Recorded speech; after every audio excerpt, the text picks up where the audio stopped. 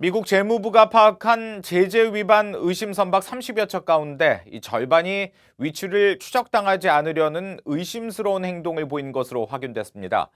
반드시 켜야 하는 식별 장치를 끄고 잠적하는가 하면 계속 북한과 교역하는 움직임도 나타났습니다. 오택성 기자가 보도합니다.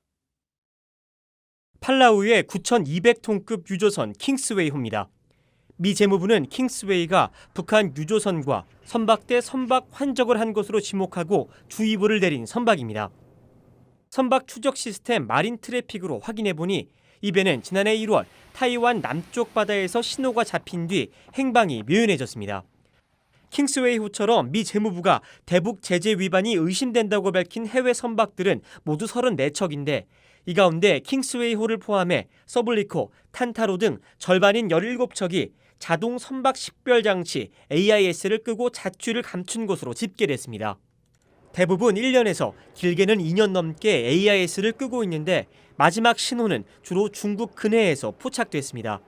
계속 대북 교육에 나서고 있는 것으로 보이는 선박의 움직임도 포착됐습니다.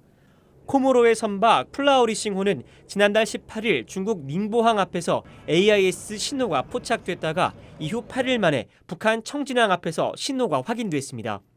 가장 최근인 지난 7일에는 제주 에어릅 앞바다에서 중국 방향으로 가는 플라우리싱호의 신호가 잡혀 계속 북한과 중국으로 가며 교육을 하고 있는 것으로 보입니다.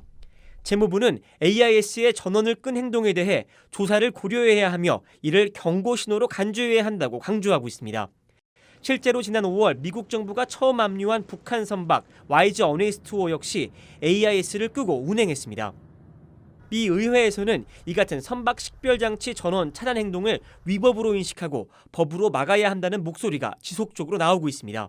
What if we provided that if you had insurance for your ship, but you deliberately turned off the AIS, the automatic identification system, the insurance was void. 지속되는 국제사회의 제재 속에서도 이를 회피하려는 북한의 시도가 계속되는 만큼 적발 시 몰수 또는 압류 등의 강경한 조치가 필요하다는 목소리가 커지고 있습니다. VOA 뉴스 오택성입니다.